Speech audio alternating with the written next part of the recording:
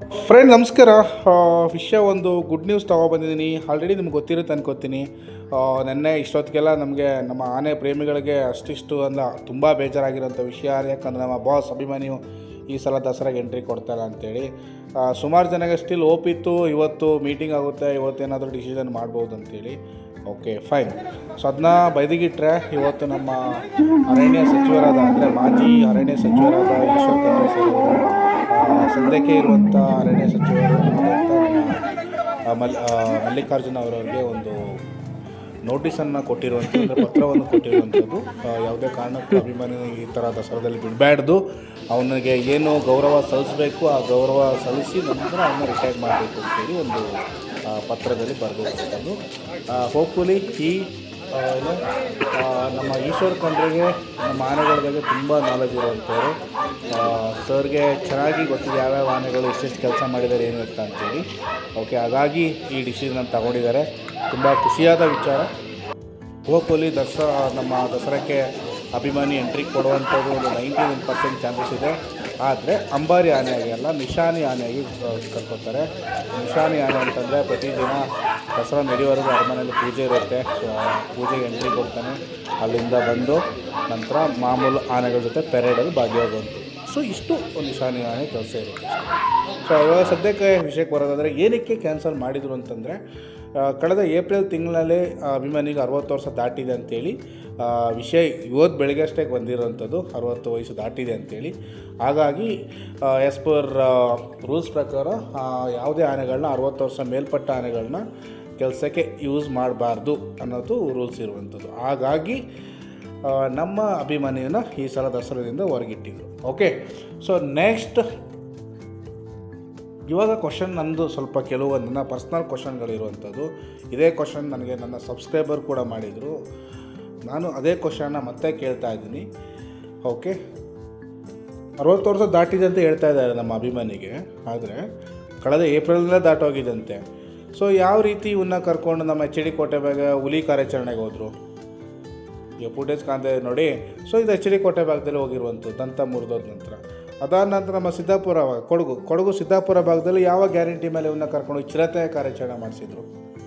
Next ಇದು ದಂತ ಕಟ್ಟಾದ ನಂತರನೇ ಮೊನ್ನೆ ನಮ್ಮ ಹಾಸನ ಭಾಗದಲ್ಲಿ KP ಕಾಲರ್ ಆನೆನ ಕರ್ಕೊಬಂದಿರ್ತಾರೆ. ಕರ್ಕೊಬಂದು ಅವನ್ನ ಏನು ಎಲ್ಲಿಂದ ಲಾರಿಯಿಂದ ಇಳಿಸ್ಬೇಕಾದ್ರೆ ಸ್ವಲ್ಪ ರೋದನೆ ಕೊಡ್ತಾನೆ KP ಕಾಲರ್ ಆನೆ. ಕಾಡಾನೆ ಅಫ್ಕೋರ್ಸ್ ರೋದನೆ ಕೊಡ್ತಾನಲ್ವ, ಏನಕ್ಕೆ ಅವನ್ನ ಮಾತ್ರ ಯೂಸ್ ಮಾಡಿಕೊಂಡ್ರು? ಆಗ 60 ವರ್ಷ ಮೇಲ್ಪಟ್ಟಿತ್ತಿಲ್ವ ಅಭಿಮಾನಿಗೆ? First question. ಸೊ ಈ 3 ಆನೆಗಳು ನನಗೆ ಎವಿಡೆನ್ಸ್ ಯಾರಾದರೂ ನೋಡ್ತಾ ಇದ್ದರೆ ಕೊಡಿ ನೋಡೋಣ ಏನು ಹೇಳ್ಬೋದು ಅಂತೇಳಿ.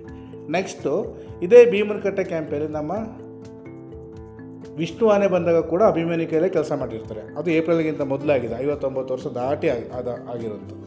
ವಿಷ್ಣು ಆನೆಗೂ ಕೂಡ ಮೊಕ್ಕ ಕೊಟ್ಟು ಫೈಟ್ ಕೊಡ್ತಾನೆ. ಯಾಕೆ ಅಲ್ಲಿ ಏಕಲವ್ಯ ಆನೆ ಇರಲಿಲ್ವಾ?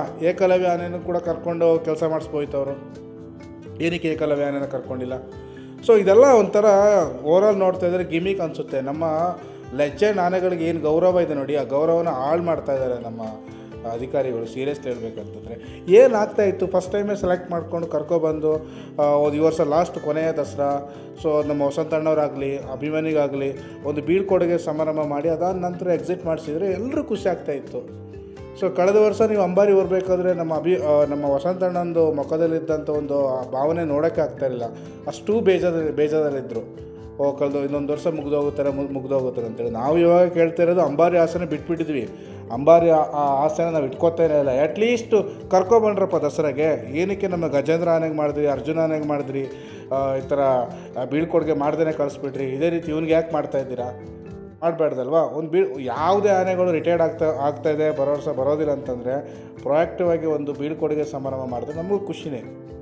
ಏನು ಅವರು ಶಾಲೆ ಹಾಸ್ಬೇಕು ಅದು ಅಂತ ಕೇಳ್ತಾರೆ, ನಿಮ್ಮ ಕೈಲಿ ಏನಾಗುತ್ತೆ ಅಷ್ಟು ಮಾಡಿದ್ರೆ ಸಾಕು, ನಮಗೂ ಅದು ಖುಷಿನೇ. ಇಷ್ಟು ವರ್ಷ ನಮ್ಮ ಅರಣ್ಯ ಇಲಾಖೆಗೆ ದುಡ್ದಿರೋಂಥ ಆನೆ ಇದು. ದುಡ್ದಿರೋದಂತಂದರೆ ಕಾಡಲ್ಲಿ ಫ್ರೀಡಮ್ ಆಗಿದ್ದಂಥ ಆನೆಗಳನ್ನ ಹಿಡ್ಕೊಬಂದು ಟ್ರೈನ್ ಮಾಡಿದ ನಂತರ ನಮ್ಮ ಅರಣ್ಯ ಇಲಾಖೆಗೆ ಬೇಕಾದಂಥ ಕೆಲಸ ಎಲ್ಲ ಮಾಡಿಸ್ಕೊಂಡು ಇವಾಗ ಲಾಸ್ಟಿಗೆ ಮೂಲೆ ಗುಂಪು ಮಾಡಿದ್ರೆ ಯಾರಿಗೂ ಇಷ್ಟ ಆಗೋದಿಲ್ಲಲ್ವಾ? ಸೊ ಹಾಗಾಗಿ ನಾನು ತುಂಬ ಬೇಜಾರಲ್ಲಿ ಮಾತಾಡ್ತಿದ್ದೀನಿ. ಈಶ್ವರ್ ಸರ್ ಏನು ನೋಟಿಸ್ನ ಕಳಿಸಿದ್ದಾರೆ. ಅದಕ್ಕೆ ಆದಷ್ಟು ಬೇಗ ಅವರು ಮಲ್ಲಿಕಾರ್ಜುನ್ ಸರ್ ಸ್ಪಂದನೆ ಮಾಡಿ ನಂತರ ಅಭಿಮನ್ಯು ಆನೆ ದಸರಾಗೆ ಎಂಟ್ರಿ ಕೊಟ್ಟರೆ ತುಂಬ ಖುಷಿಯಾಗಿರುತ್ತೆ. ನಮಗೇನು ಬೇಡ, ಅವ್ನು ಜಸ್ಟ್ ಬಂದರೆ ನಿಂತ್ಕೊಂಡ್ರೆ ಸಾಕು ಅಷ್ಟೇ. ಸೊ ಅಷ್ಟೇ ಖುಷಿ. Okay, so next the final ಈಗ ರೇಸಲ್ಲಿರುವಂಥದ್ದು ನಮ್ಮ ಮಹೇಂದ್ರ, ಧನಂಜಯ್ ಹಾಗೆ ಪ್ರಶಾಂತ. ಈ ಮೂರಲ್ಲಿ ಯಾವುದು ಅಂಬಾರಿ ಬರ್ಬೋದು ಅಂತೇಳಿ ಕಮೆಂಟ್ ಮಾಡಿ ತಿಳಿಸಿ ಫ್ರೆಂಡ್ಸ್. ನೋಡೋಣ ನಿಮ್ದು ಯಾವುದು ಲೆಕ್ಕಾಚಾರ ಬರುತ್ತೆ ಏನು ಅಂತೇಳಿ. ಸೊ ನಂದು ಒಂದು ಲೆಕ್ಕಾಚಾರ ವರ್ಕೌಟ್ ಆಯಿತು. ಭೀಮಾ ಈ ಸಲ ಬರೋಲ್ಲ ಅಂತೇಳಿ ನನ್ನ 100% ಫಿಕ್ಸ್ ಆಗೋಗಿದೆ.